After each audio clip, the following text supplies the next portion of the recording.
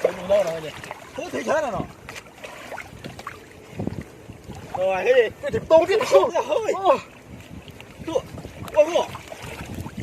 Nó không nắng, không. Thấy sai nó chưa. Bốc phòng.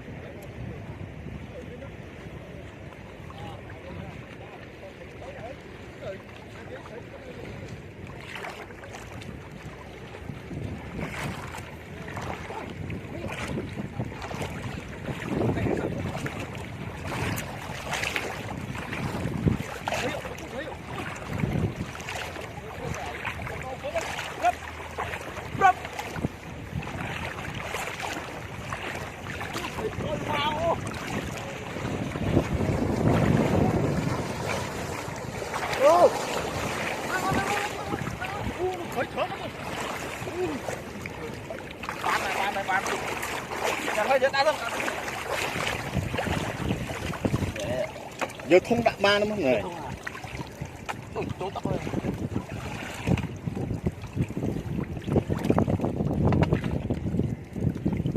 Ồ, tóc báo.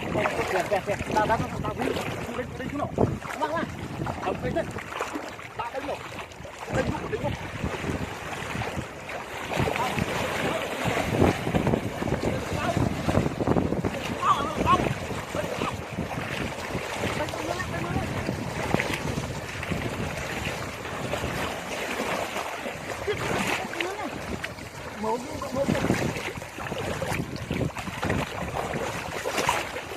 Phải dùng lâu rồi nhỉ?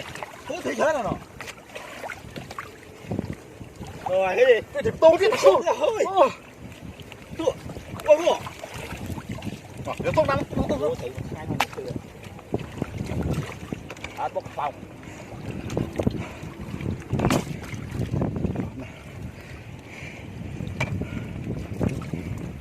Ở đây chơi đi.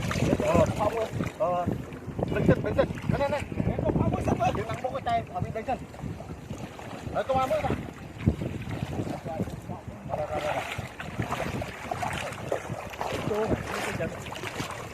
Đây rồi.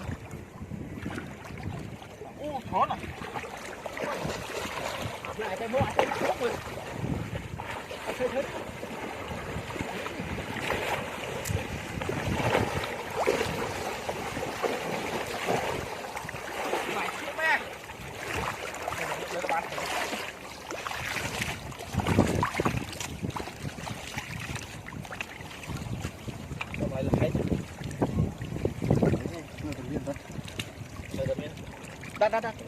Đã.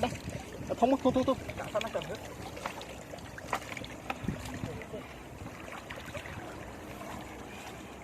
Qua đâu? Đi qua mình. Lại bốc ăn pin. Cái nào bây giờ?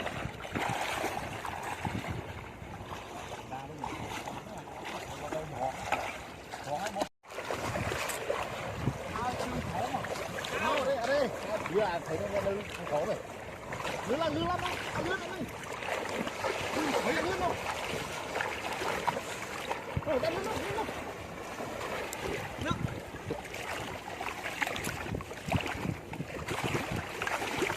Anh em mau bán. Tội ghét ban mình bắt đầu. Người thấy. Em mới thấy này. Tôi phải cố. Ôi, không.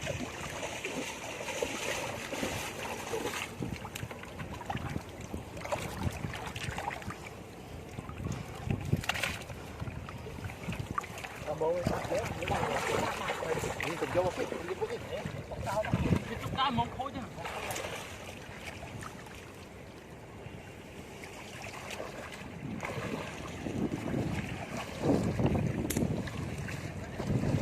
Ôi trời ơi.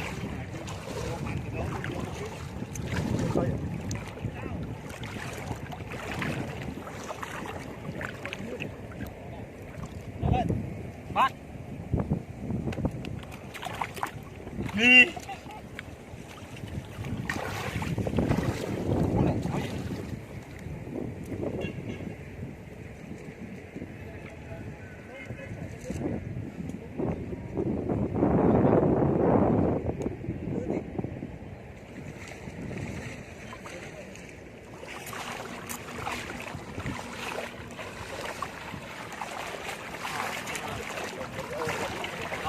Đây, lên, lên.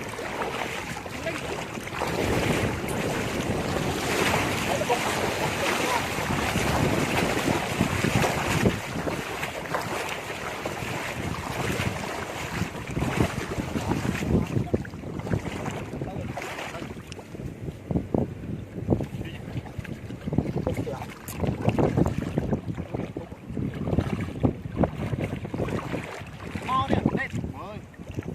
Mày chấm lên luôn nhé không?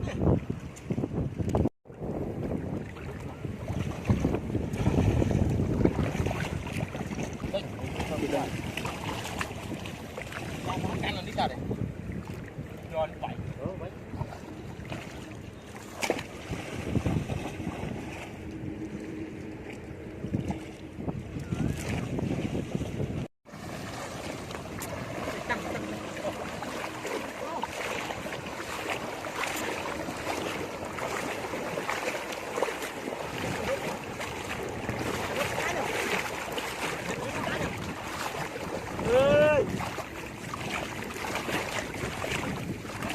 Nào, cái đợt tốt hơn đi. Cái một số đang thấy ở tủ. Lên lên lên lên. Ba mấy rồi. Ba cái mặt này không.